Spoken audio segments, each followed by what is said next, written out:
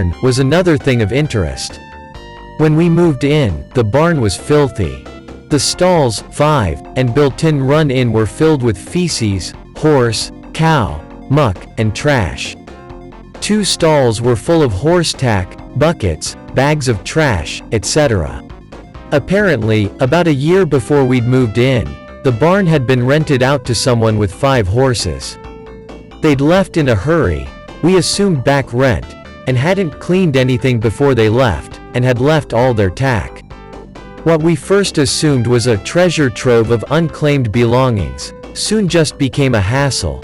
An abnormally thick, literally an inch in some places, layer of dust was over everything, making it so we couldn't even tell what most of it was before we cleaned it. It took so long to clean things, and so much of it was trash, that a lot of things just went into the trash. We did get some very nice bridles and a saddle out of the mess, which we thought odd. The stalls were clean, and the main room was also cleaned. The main room also had the thick dust, which was actually worse. We first thought it had a dirt floor, until we discovered it was stone underneath. The stone's bricks were very old, and very dirty. Some had numbers and letters carved into them. Eventually, we got 2 goats, which we kept in one of the stalls. The rest of the barn remained empty, and as said before, there was no fencing. While working on the fencing, we began to notice our progress was being hindered. We'd put in 24 poles one day, wake up the next morning, and a quarter of them would be knocked over, laying sometimes feet away from the holes. We assumed it was pranksters, and went on regardless. Soon we had the actual wire up. It was then that we realized whatever was destroying the fence was a determined motherfucker. We'd come out one morning, and entire sections of wire would be broken, meaning we'd have to redo hours of work.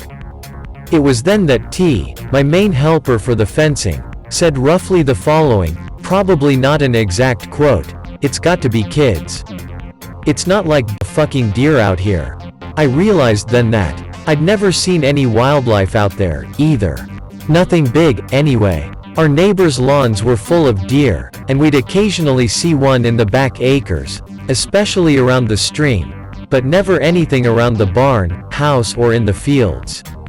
Not just deer, either. Birds, raccoons, even dogs.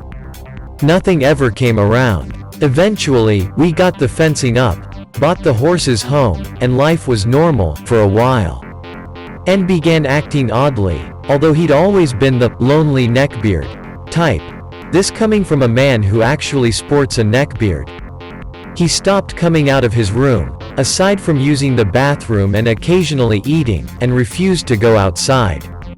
Because of this, he stopped paying his share of the bills and his rent, as he quickly ran out of money.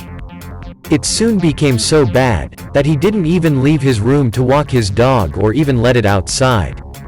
We didn't realize this until it began peeing everywhere, and he began blaming us, mostly our dogs, but he once accused T of urinating in the hall.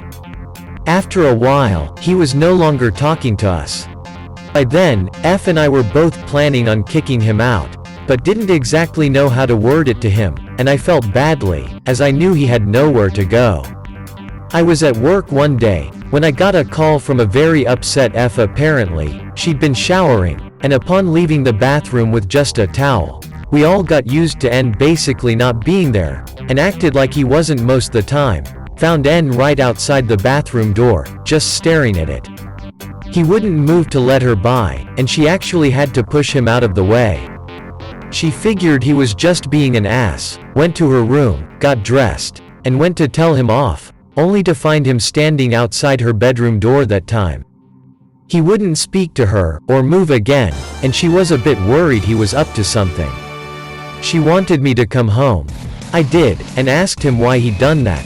He refused to speak to me, but did message me over MSN, and basically told me he hadn't done it, I believe F, as she's never lied about shit like that before, and that I was an awful person because I lived in the country and had bad internet and didn't walk his dog for him.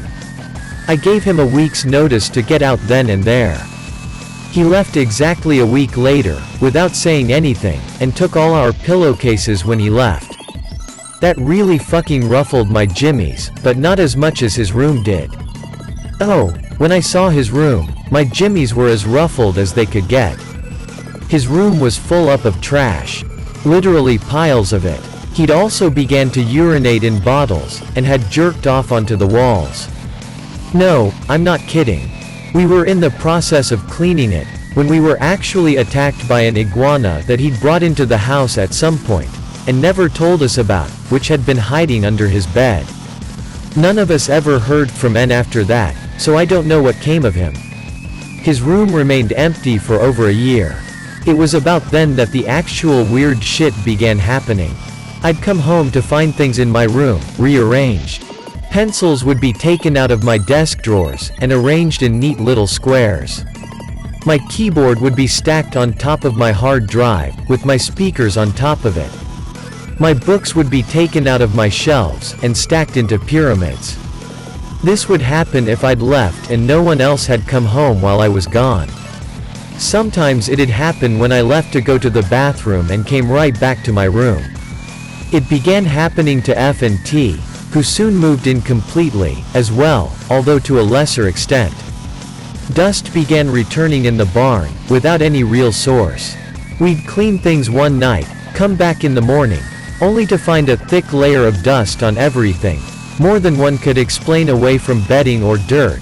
We don't live in a dry area, by the way.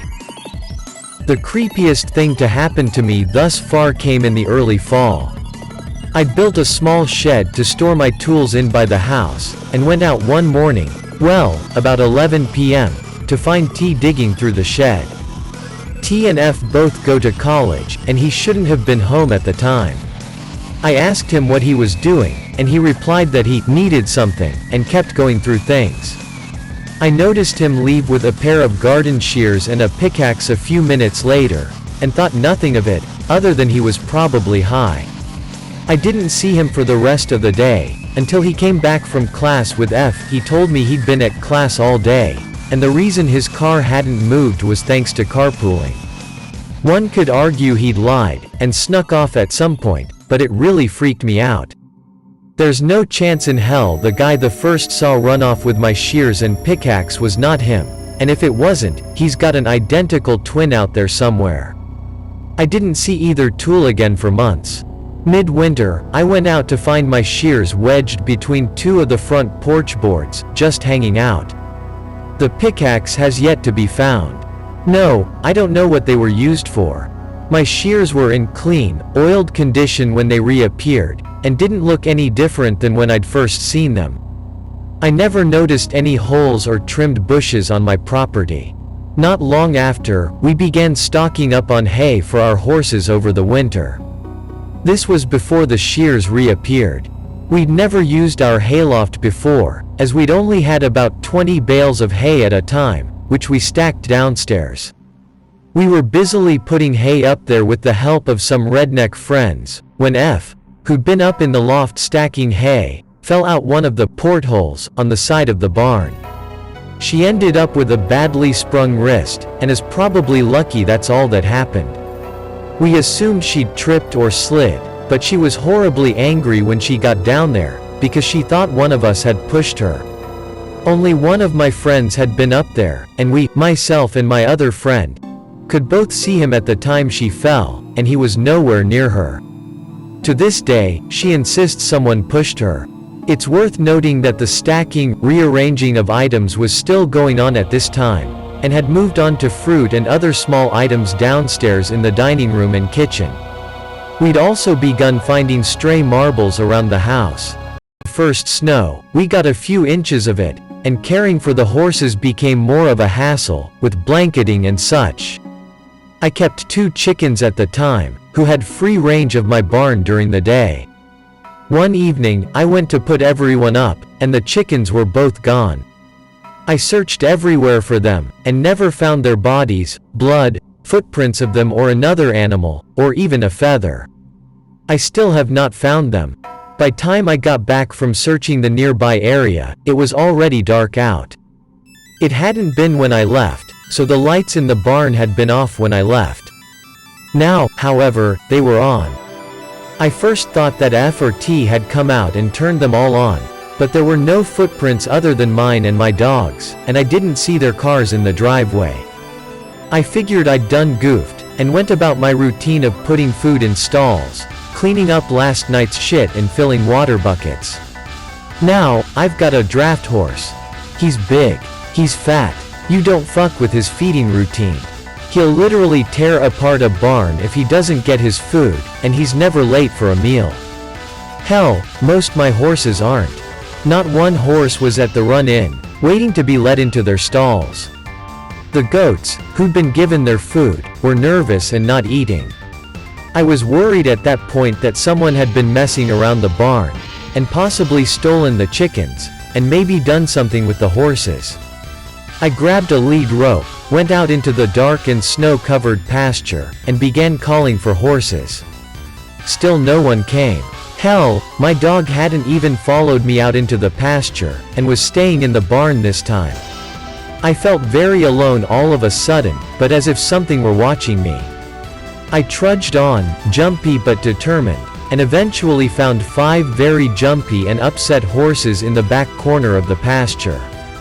None of them wanted to come to the barn, and I literally had to drag one back.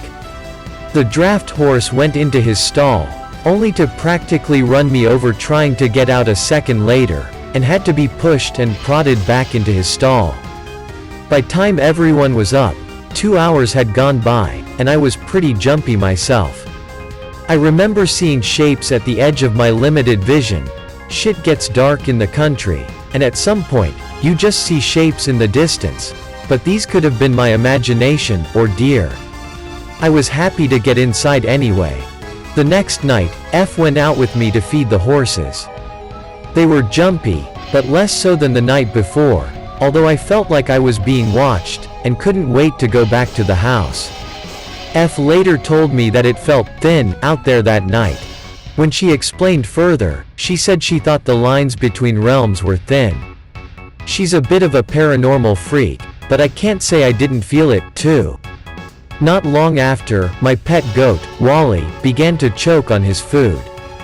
He stopped being able to eat properly, and we called a vet. The vet told us he was healthy from what he could tell, and everything checked out. I tried lots of things, from massaging his neck, to patting his back while he ate, but he got no better, and began to get thin. Eventually, he died. I don't know if it's related or not, but his rather sudden, it all happened in about 2 weeks, death, and how the vet couldn't explain it bothered me. I bought a few more goats to keep my other fellow company, and forgot about it. Until one of my other goats died from strangely similar symptoms a month later. I became incredibly paranoid, fearing they'd all caught some sort of horrible goat disease. Fortunately, no one else died, and the best I can explain was, the dust got to them. We built a new barn in the spring. This is the 3rd winter here, so I was probably wrong about my earlier estimate of 2 years. It's been a long day. 3 makes more sense when I honestly think about it, and suffered no more deaths, as said before. The horses also began to perk up, acting less skittish in general. We no longer use the other barn. When I last went in there, the dust was back to an inch thick. We don't even store things in there, and our new barn does not have these problems. Unlike the winter before, things didn't get better with spring. New noises began popping up, including a loud hum from